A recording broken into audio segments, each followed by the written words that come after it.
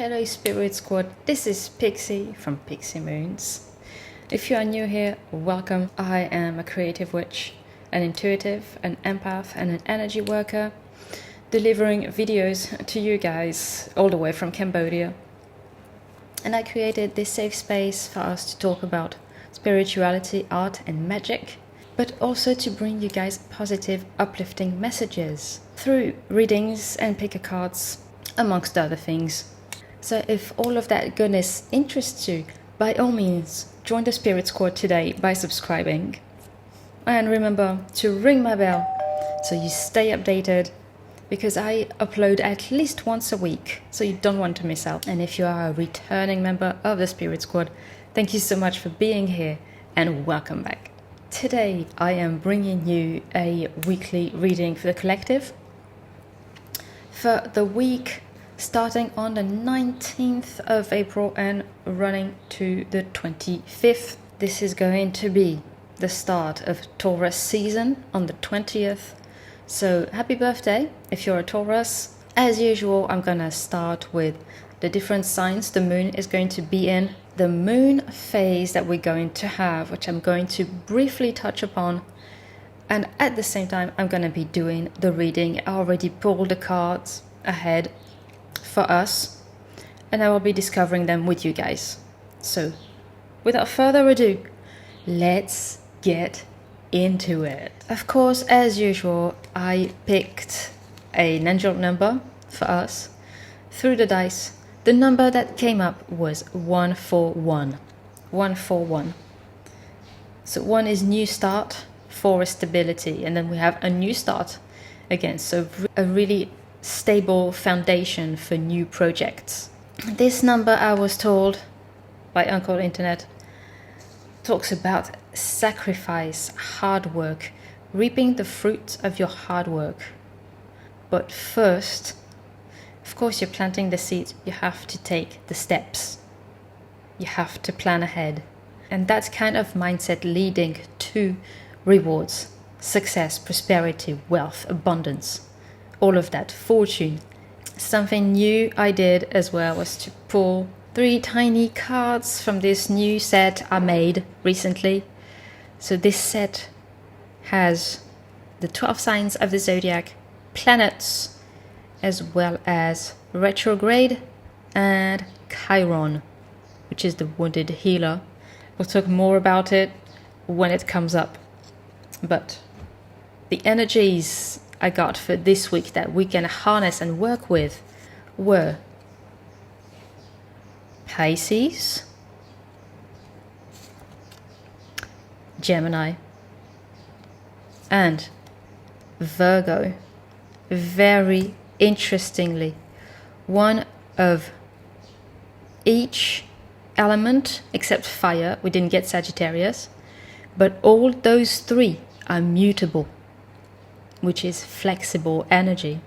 So this week you have to plant seeds, make sacrifices, work hard, but also be flexible, perhaps with your routine, with your habits, with your workload even, showing versatility. And those times sure have shown us how versatile we can be. It should be a very interesting week, full of dreams, creativity, curiosity, but also groundedness, planning ahead. Virgo and Gemini are ruled by Mercury, so it's also going to be about communication. So starting the week, Sunday and Monday, the moon is going to be in the sign of Pisces. Water sign, the cups in the tarot, ruler of the 12th house, which is the house of secrets. It's all about emotions, spirituality. Pisceans are a very creative sign. They're very sensitive, very in touch with their emotions. Kind, caring people. If you know any Pisces, you know that's true. If you are a Pisces yourself, comment down below or leave a like.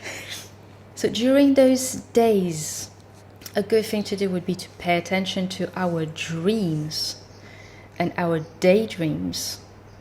What are we attracted to when we start kind of drifting along What is our intuition telling us? Are we entertaining any delusions? Because Pisces is ruled by Neptune, so it would be a good time to pay attention to what is useful daydreaming, what kind of projects you can bring to term, and what is downright delusions, illusions, what you need to cut out from your life. 20, Imhotep. Okay. 29, the lines. 21, lust. So already I'm getting heart, chakra, third eye and solar plexus. 4 of Pentacles. 7 of Swords. Ace of Cups. So Ace of Cups is water signs, Scorpio, Cancer, Pisces. 7 of Swords to me talks about deception. Are you deceiving yourself? Are you deluding yourself in any way? Careful what you construct. For some people it might be the D. You know what I mean? If we're talking about a relationship here, are you overrating this person? Or are you underrating yourself? Something about being guarded here with the 4 of Pentacles. Not wanting to spend any money, wanting to sit on something. This guy over here, he's also sitting. Sitting and not budging. Kind of like stubborn energy. Feeling guarded. Yeah, feeling guarded. Feeling guarded. Guarding your heart, maybe. Oh, okay. For some of you, this might be about relationships.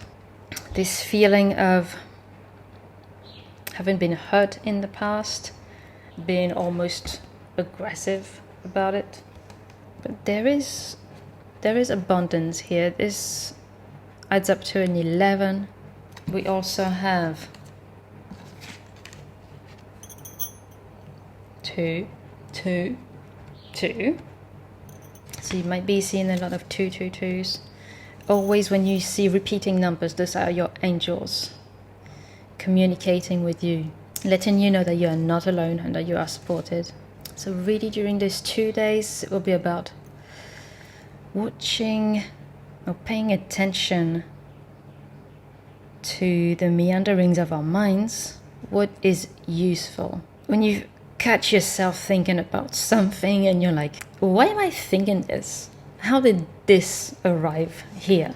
Try to trail it back and see what triggered that thought. Because I'm getting a lot of blockage in the throat chakra.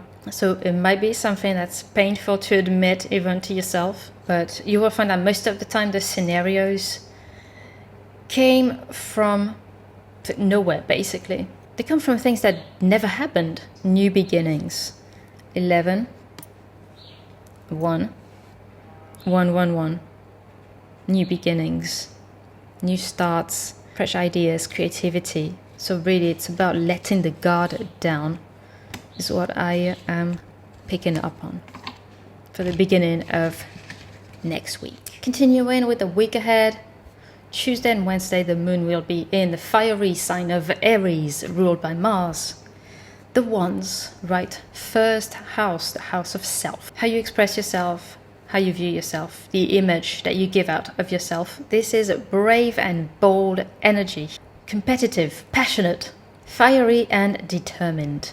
These 2 days might be very interesting in terms of energy and interaction with others. Let's have a look at the cards. We have Bastard, number 6, throat chakra. 25, the Ankh. 28, the Juicer. 51, the Night Doll. 13, the Tiger. Yes, Sacral. Yep, fire energy. Yep. With the wand. Here we can see wand. 2 of Pentacles. Queen of Pentacles. And Queen of Wands. Ooh, what I'm seeing right away. Again, 222, Queen of Wands, Queen of Pentacles. Warm, nurturing energy. This could indicate tension, perhaps between two relatives with a lot of feminine energy. I don't want to say women, this is 2020, you guys, let's get on with the times. Perhaps competition with that Aries energy. These two cards, we have arms raised to the sky. To me, this is about grabbing. There's an opportunity. Grabbing something. Reaching out for something or reaching out to someone. Yeah, getting priorities straight is what I'm hearing. Getting priorities straight and moving on with courage and confidence. This to me is mind over matter. This is releasing your fears, conquering your fears, getting the most out of the situation. Optimistic, look into the past, kind of energy, reflective, perhaps nostalgic, but I can see us quickly getting over that transformation. So a lot of heart chakra, a lot of healing, and a lot of healing in the solar plexus area and sacral, to really finding balance. For some of you, it might mean that you're waving goodbye to something. Maybe a job with the Pentacles. This talks about business. Or just choosing yourself. Moving on, choosing to move on with your life. Choosing yourself in all your iterations. Unapologetically putting yourself first. The time has come. So new beginnings, turning the page, walking away from something. So this is what I see for the middle of the week. End of the week, on the 23rd, we're going to have a new moon in Taurus. More about that in an upcoming video. We're going to end the week with the sign of Taurus. So Thursday, Friday, Saturday. Earth energy, Pentacles, ruled by Venus, which is, of course, the goddess of love. So it's all about beautiful things, relationships, but also value. The second house, the house of values, what you hold dear. It's all about finances, assets, material security. So during those 2 days, we might feel like we want to burn some money on something really nice. What do those 3 days have in store for us? We have 1, Osiris. This is the energy of the magician.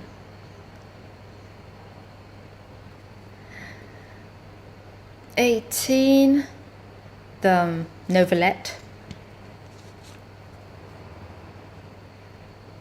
4, the stars, constellations. 7 of Wands. 6 of Cups. To me, there is something about transmuting. There is transmuting energy. I'm hearing, what are you ready to do? How far are you ready to go? We have been wishing upon a star. We have those dreams sometimes from since when we were kids. I'm seeing here, doors are opening. So in effect, if you were thinking about quitting your job in the previous days, quitting your job, moving on to another job, now's a good time to apply. But be careful, don't get swayed, don't get carried away. Like we said before, with this steady energy of Taurus during those days, planning ahead, making sure the finances are all up to date. But this to me talks about success and definitely doors opening. If it's about a relationship, perhaps it's someone you've known for a while, perhaps since you were a kid, and perhaps you've had a crush on this person and you've never told them.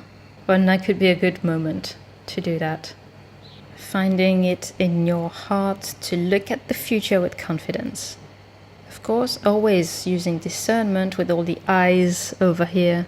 But this is about magic, this is transmutation. So whatever stagnant energy you were working with before, this is going to be transmuted and aligned. There's an alignment going on. To life. So really what I'm seeing is whatever we decide to do at the end of next week, chances are we will be successful. We will be successful. We need to apply ourselves. Again, 141, right? Angel number. We need to apply ourselves, but opportunities are lining up. Changes are coming. Keep on dreaming. Dream big. Don't be afraid of dreaming big. This is all I'm seeing for next week. I'm going to quickly pull a card, a mantra, an affirmation for us to work with next week. This one flew again. I allow myself to fully feel my emotions, whatever they may be. And that's going to be important for the new moon, because new moons are all about beginnings. It's going to be important to sit with your feelings and yet allow yourself to feel. Don't try to sweep things under the rug. Don't try to bottle them down, because eventually that never ends well. Just sit with your feelings. Let it go. Release. New moons are a time of release as well. So it will all be beneficial for you in the long run. Thank you so much for being here with me. I hope this reading resonates. Leave a comment, leave a like if it resonated. And remember, you are connected, you are supported, and you are divinely guided. Until I see you again. Bye.